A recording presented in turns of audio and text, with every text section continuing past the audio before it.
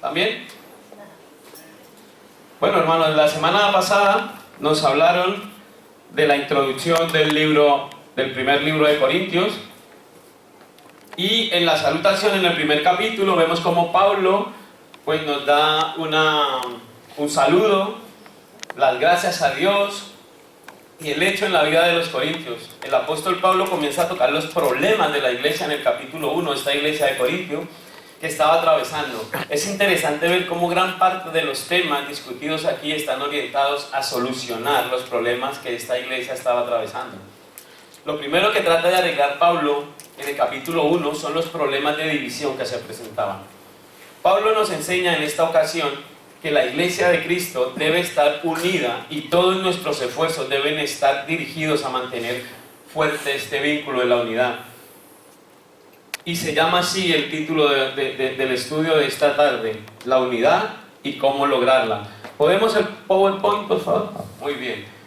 Corintios, la unidad y cómo lograrla. Y en el versículo 10, el título del inicio de este versículo pone, del capítulo 1, ¿está dividido Cristo? Y mientras vamos avanzando, yo quiero hacerles una memoria un poquito de lo que nos hablaron la semana pasada de Corintios. ¿Qué sabes de la ciudad de Corinto? La localización. La ciudad de Corinto estaba localizada en el sur de Grecia, 40 millas, 60 kilómetros al oeste de Atenas. Estaba localizada en un estrecho, es un pedazo de tierra llamado istmo, lengua de tierra que une dos continentes o una península con un continente, es el istmo de Corinto. Formaba un puente terrestre entre el mar Adriático y el mar Egeo. Se consideraba una de las ciudades más estratégicas de estos días. Esto es un recorderis de lo que nos explicaron la semana pasada. Aquí está Corinto, esta parte, el mar Adriático y el mar Egeo. Y aquí es el istmo, ¿sí? Ahí pueden pasar de un mar a otro y eso, ¿sí? Una historia relevante: Corinto como ciudad data de tiempos antiguos. Fue derribada por los romanos en el 146 a.C.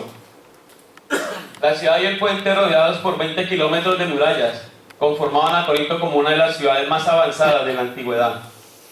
Fue reconstruida por Julio César en el año 44 después de Cristo y establecida como una importante capital romana. Para todos, el sur de Grecia, capital del territorio de Acaya. Fue establecida como una colonia romana, por lo tanto una ciudad modelo para el gobierno romano. Fue diferente a muchas colonias romanas. Corinto tenía una población fuerte de judíos y una sinagoga. La importancia: Corinto era una ciudad capital de la provincia del sur de Grecia llamada Acaya. Debido a su localización estratégica se convirtió en un centro importante de viaje y comercio. Características únicas: Corinto construyó una carretera que más tarde fue convertida en un canal en 1893 para llevar carga y más tarde barcos a través del istmo para evitar dar una vuelta más larga y peligrosa. Este es el canal. La población de la ciudad y áreas de alrededor en los tiempos de Pablo pudo haber llegado a tanto como 700.000 personas, y lo que la hace la ciudad más grande de Grecia. Y aquí entramos en materia. ¿Se recordaban un poquito o no? Sí. Amén. Dice el versículo, en el capítulo 1, versículo 10, dice: os ruego pues, hermanos, por el nombre de nuestro Señor Jesucristo, que habléis todos una misma cosa. ¿Qué tenemos que hablar? La misma cosa. Y que no haya entre vosotros, ¿qué? Divisiones. Sino que estéis perfectamente unidos en una misma mente y en un mismo parecer. Es interesante ver cómo el apóstol Pablo les pide a los corintios que obedezcan sus demandas. Os ruego pues, hermanos, por el nombre de nuestro Señor Jesucristo. ¿Perdón?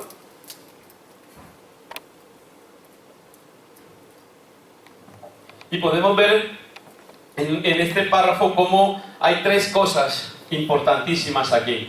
Dice, la primera, su ruego. Os ruego. Aunque es un auténtico apóstol y tiene autoridad sobre la iglesia, ya que él mismo fue quien la fundó, no llega con palabras de exigencia o rudas, sino como un padre espiritual amoroso. Aunque Pablo había fundado esta iglesia, se dio cuenta de la problemática que estaba atravesando. Él no llegó allí diciendo yo la he fundado y yo soy el que manda o yo soy... No, él llegó allí: os ruego, con una petición, entiendan, no está bien lo que están haciendo, con humildad, con templanza, con sabiduría. Él no fue allí con, como se dice, con 2 piedras en la mano, sino fue con humildad, hacerles caer en cuenta en su error.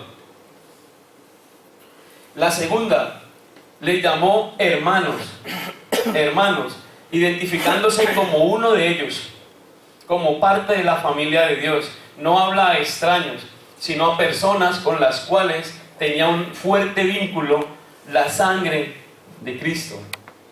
Amén. Y finalmente la petición la realiza en el nombre de nuestro Señor Jesucristo. Con estas palabras, las ordenanzas que Pablo les da tienen mayor autoridad, ya que la petición no está basada en función de una autoridad o gobierno humano, sino en el mandamiento divino de Jesús. Amén.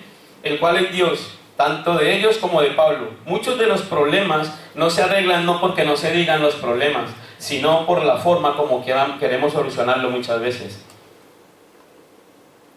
Y si no tiene tacto para corregirlos, tenemos que buscarle la dirección a Dios. Aquí hay una problemática tremenda, ahora lo vamos a ver más profundamente. Pero si además llega allí Pablo teniendo esa problemática y no sabe afrontarla, no sabe dirigirla, no sabe decirla, no sabe corregirla, pues ustedes imagínense cómo se hubiera puesto esta iglesia, peor de lo que estaba, ¿no? Son hermanos en Cristo, herederos de un mismo legado espiritual, y que todos están sujetos a la autoridad de Jesucristo.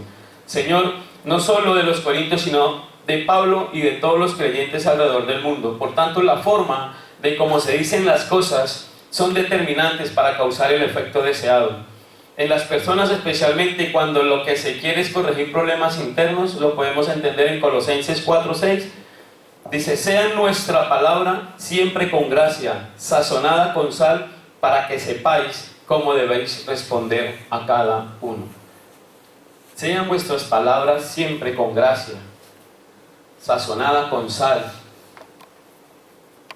Aquí, ahora lo vamos a ver, porque es que es bien interesante. Hay 4 personas que cada una de ellas estaba siguiendo una propia vertiente.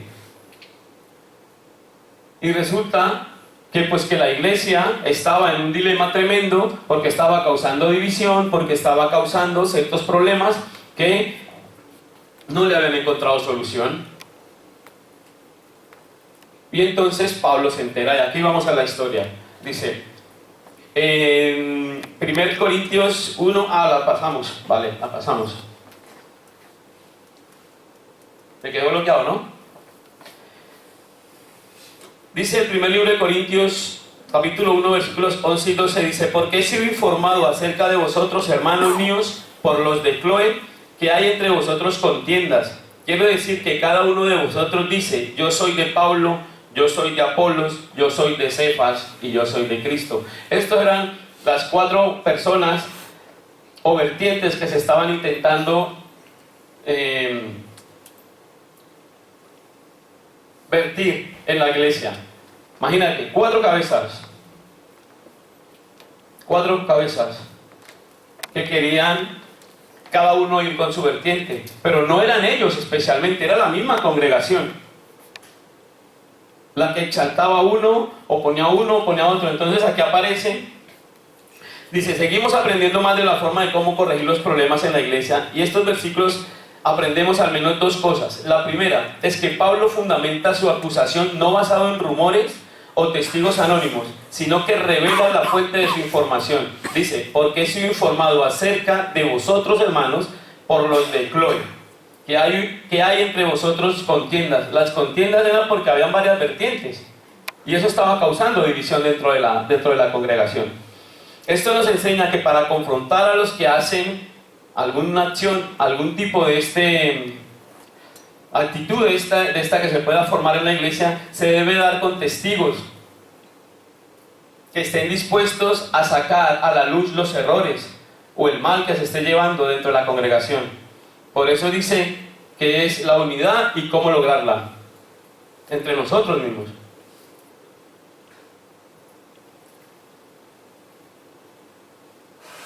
Hay una serie de murmuraciones, hay una serie de palabras, muchas veces son verdad, muchas veces no, pero que llegan a afectar a la iglesia. Muchas veces las críticas, muchas veces no respetan a la autoridad eclesiástica de la iglesia, actúan en contra de lo que tienen un mal comportamiento o llevan una doble vida, pero ellos mismos no quieren ser testigos para confrontar. Pero Pablo aquí les dice, hermanos, los cuales los de Cloé me han dicho. ¿Quiénes son los de Cloé? Hay dos posibles alternativas de lo que eran Cloé. Dice, de los cuales muy poco se sabe. Algunos creen que Cloé era una mujer adinerada de Éfeso y que su familia o sirvientes fueron a Corinto, donde pudieron darse cuenta de las contiendas que existían en esta iglesia, y a su regreso informaron a Pablo. Tú imagínate que va de visita, esta es la primera opción, a la iglesia, y tú imagínate la que encontraron allí, para que esta persona o estas personas de una vez dieran informe a Pablo. Pablo, mira la que está montando allí. Porque Pablo había fundado esta iglesia en Corinto, y en su segundo viaje, en el primero fue y la fundó, y en el segundo tiene que ir a solucionar este problema. Segunda opción, dice, al respecto dice que los de Cloé era una familia que vivía en Corinto, miembros de la iglesia, la cual informó a Pablo. Fuera como fuera, hermanos, fuera como fuera que vivieran ahí o fuera que hubieran ido de visita, fue la única o fueron los únicos que se atrevieron a decirle a Pablo, mira, en Corinto está pasando algo raro. En Corinto hay 4 vertientes. En Corinto los unos dicen que son de Pablo, los otros son de Apolo, los otros son de Cefas, los otros son de Jesús. Y no está bien. No pueden haber 4 vertientes, hay solo una vertiente, que es Jesucristo. Punto. Solo una. Fueron los únicos que fueron capaces de... Tú imagínate cuánto tiempo habrá podido pasar, cuántas circunstancias más habían tenido que vivir, cuántos problemas más habían tenido que solucionar, de cuánto llevaba eso ahí dándole vueltas en un bucle ahí. Tuvieron que venir ellos, tenían de visita, o ya fuera que estuvieran ahí, fueron los únicos que se atrevieron a informarle a Pablo. Luego de revelar la fuente de su información, el apóstol pasa a presentar la causa real del problema: divisiones internas en la misma iglesia. Quiero decir que cada uno de vosotros dice, yo soy de Pablo, y yo de Apolos, yo de Cefas, yo de Cristo. Al parecer se habían creado 4 vertientes dentro de la iglesia de Corinto. El primero eran los que se hacían llamar los de Pablo. Posiblemente esta vertiente lo constituían los cristianos gentiles, en su mayoría, los que compartían las enseñanzas de la salvación por gracia, sin la necesidad de las obras de la ley. Otros decían ser de Apolos. Apolos, ¿saben quién era Apolos? Era oriundo de la renombrada ciudad de Alejandría. Esta ciudad fue muy famosa en su tiempo por su alta educación. Aunque tenía un dominio cabal de este señor de las Escrituras y enseñó sobre Jesús, en Éfeso tuvo que ser instruido por Aquila y Priscila, para así ganar un conocimiento más preciso del camino de la salvación. Hechos 18, 24, 26. Dice, llegó entonces a Éfeso un judío llamado Apolos, natural de Alejandría, varón elocuente, poderoso en las Escrituras. Este había sido instruido en el camino del Señor, y siendo de espíritu fervoroso, hablaba y enseñaba diligentemente lo concerniente al Señor, aunque solamente conocía el bautismo de Juan, y comenzó a hablar de nuevo en la sinagoga. Pero cuando le oyeron Priscila y Aquila, le tomaron aparte y le expusieron más exactamente el camino de Dios. Muchos creen que con el tiempo llegó este señor a influir en la iglesia de Corinto por su elocuencia y dominio de la Escritura, algo que posiblemente impresionaría a los que lo escuchaban, superando incluso al mismo Pablo. Por las mismas Escrituras podemos ver que Pablo no era un diestro con la palabra. Lo vemos en 2 ocasiones en el segundo libro de Corintios. La primera es cuando reconoce su débil presencia y elocuencia. Dice, segundo de Corintios 10:10, dice, Pues aunque sea tosco en la palabra, no lo soy en el conocimiento, en todo y por todos los hemos demostrado. Por tanto, sus predicaciones eran sencillas y no tan elocuentes como las de Apolos.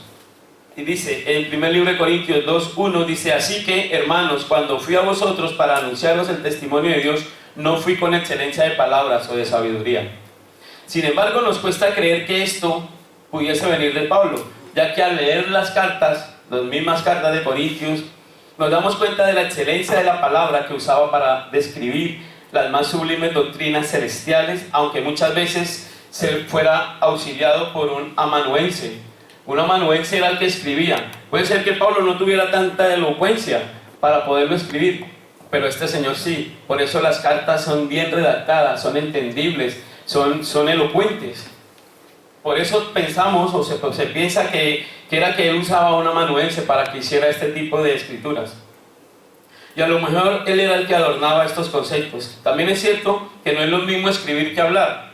Y muchas veces las palabras no pueden salir de la boca en la forma que deseamos. Sea como sea, había un grupo que amaba la elocuencia, y de nuevo de Apolos al predicar la palabra de Dios, y esto hacía que un grupo de corintios, quizás la clase educada y erudita, tendiese a unirse a este grupo. Luego habían los de Cefas. Cefas es, en griego, en arameo, perdón, es Pedro. Que aunque no hay algo que nos relacione de que Pedro estuvo en Corintios, sí que se abrió una vertiente de él. Dice su equivalente griego, y aunque no hay evidencia de que Pedro haya estado en Corinto, su influencia como uno de los apóstoles de Cristo había llegado hasta allí. Seguramente a este grupo pertenecían los judíos cristianos de Corinto. En muchas ocasiones Pablo tuvo problemas con los judaizantes, es decir, la iglesia cristiana de Jerusalén, cuyos creyentes de sangre judía no habían abandonado completamente las tradiciones de la ley, como el circuncidarse, guardar el sábado, abstenerse de comer animales inmundos y entre otras cosas. Finalmente estaban los que decían ser de Cristo, y aunque decían ser de Cristo, eran los más complicados. Dice, este grupo quizás era el peor de todos, ya que con ese título de alguna manera afirmaban ser los mejores. Ahora bien, todo esto no significa que Pedro o Apolos estuvieran impulsando su propia vertiente, sino más bien los corintios habían tendido a formar, tomándolos como figuras principales que representaban sus ideas. No obstante, esto no es la voluntad de Dios, ya que su deseo es tener una iglesia unida. Amén. Dice ahora el título del capítulo, Cristo no está dividido. Cristo no está dividido. A ver si lo encuentro aquí. Se quedó, ¿no? Dice, ¿acaso está dividido Cristo? ¿Fue Pablo, crucificado por vosotros? ¿O fuisteis bautizados en el nombre de Pablo? Doy gracias a Dios de que ninguno de vosotros he bautizado sino a Crispo y a Gayo. No Cristo, sino Crispo y a Gayo, para que ninguno diga que fuisteis bautizados en mi nombre. También bauticé a la familia de Estefas, de los demás no sé si he bautizado a algún otro. O sea, Pablo le dice, ¿acaso yo fui crucificado por ustedes? ¿Acaso esto? ¿Acaso esto? ¿Acaso esto? No, solo Cristo. ¿Por qué han abierto ustedes tantas vertientes? ¿Por qué han hecho eso? ¿Yo les dije eso? ¿Yo les instruí eso? No. ¿Por qué? Pablo les dice a los corintios lo malo que son las divisiones entre la iglesia, al realizar 3 preguntas cuya respuesta lógica es un no rotundo. Y les dice que esos grupos internos están en contra de la unidad de la iglesia, cuya cabeza es el mismo Cristo, y pregunta, ¿acaso está dividido Cristo? Definitivamente no. En esta carta y en Romanos el apóstol compara a la iglesia con un cuerpo. ¿Sí o no? Donde Cristo es la cabeza y como tal necesita estar unido para su buen funcionamiento. Para el buen funcionamiento de tu cuerpo y de este cuerpo, todos los miembros deben tener una unidad. Amén. Amén. Segunda pregunta, ¿fue crucificado Pablo por vosotros? Definitivamente no. Es obvio que Pablo no murió por ellos, menos Apolos o Pedro o cualquier otro hombre que de esta tierra salga. Solo Cristo fue crucificado por nosotros. Solo Cristo fue crucificado por nosotros. Fue el único que murió por nosotros. Por eso la devoción, la entrega tiene que ser completa a Él. Y finalmente le pregunta, ¿o fuisteis bautizados en el nombre de Pablo? Cuando bautizamos nosotros, ¿en nombre de quién bautizamos? Padre, Hijo y Espíritu Santo. Y les pregunta, ¿acaso en el nombre de Pablo ustedes bautizaron? No, rotundamente no. El bautismo obedece a una ordenanza del mismo Cristo y no a cualquier hombre u organización de esta tierra. Por eso Él agradece el no haber bautizado a muchos. Lo dice: doy gracias a Dios de que a ninguno de vosotros he bautizado sino a Crispo y a Gallo, para que ninguno diga que fuisteis bautizados en mi nombre.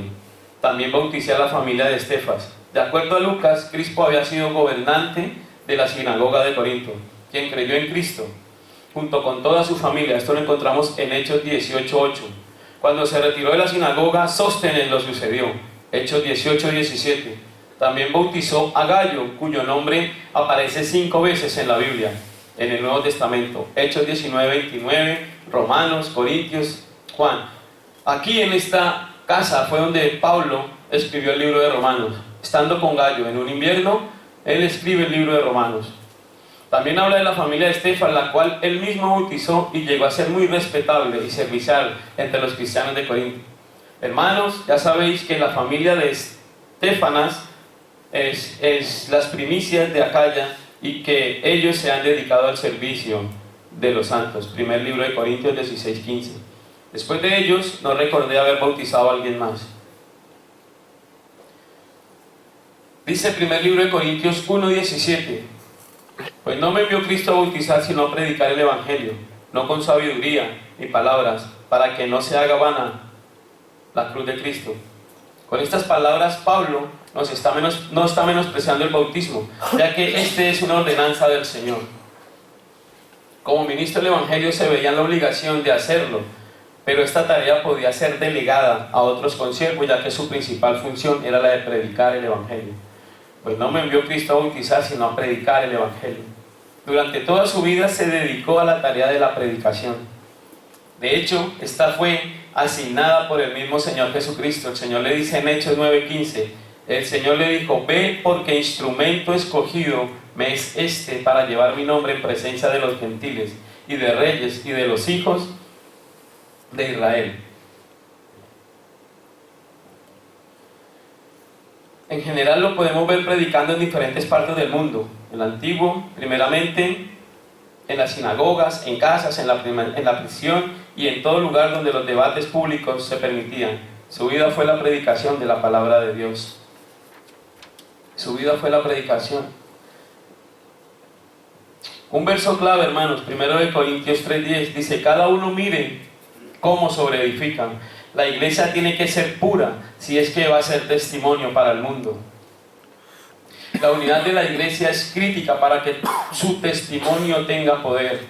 Los líderes tenemos que hacer algo más que orar por los problemas de la iglesia. Parte del amor cristiano es confrontar los problemas cuando estos ocurren. El creyente individual tiene que estar deseando ajustar su comportamiento para el bienestar del resto de la comunidad creyente. Esto tiene que ver tanto con su estilo de vida personal y libertades como con su comportamiento en las reuniones en el cuerpo de Cristo. El comportamiento en la iglesia tiene que ser determinado por bases de amor y de edificación. Para alcanzar la unidad con Cristo mediante la obediencia a la verdad, debemos cumplir el propósito de Dios para con nosotros. Por la santificación y la unidad, los cristianos debemos dar evidencia al mundo de que por medio de Cristo se hizo una obra perfecta en favor de ellos. De esta manera deben dar testimonio de que Dios envió a su Hijo para salvar a los pecadores. Permitan ustedes que Cristo realice esta obra de santificación en sus corazones, hoy pueden ser perfectos en Él. Tienen la seguridad de que por medio de la santificación de la verdad podemos ser perfeccionados en la unidad. Amén. Nos ponemos en pie en esta tarde. Padre Santo, gracias yo te doy, Señor, en esta hora. Gracias, Señor, por el privilegio que nos das de poder aprender un poquito más de ti, Señor. Padre, nosotros en este momento nos ponemos delante de ti, Señor, como personas, como congregación, Padre Santo, para que tú, Señor, nos lleves, Señor, a la sabiduría, Señor, a la sensatez, Señor, Señor, a la unidad, Padre Santo, Señor. Que seas tú, Señor, dándonos la sabiduría, el conocimiento, Señor, la inteligencia, Señor, para poder, Señor, afrontar, Señor, las circunstancias que se presenten tanto en la vida como en la congregación, Señor. Y en este momento nosotros reprendemos cualquier ataque, Señor, del enemigo, Señor, que se puedan presentar en esta congregación. La cubrimos con tu sangre preciosa, Señor, en el nombre de Jesús, Padre. Amén, Señor, y amén, Dios. Amén.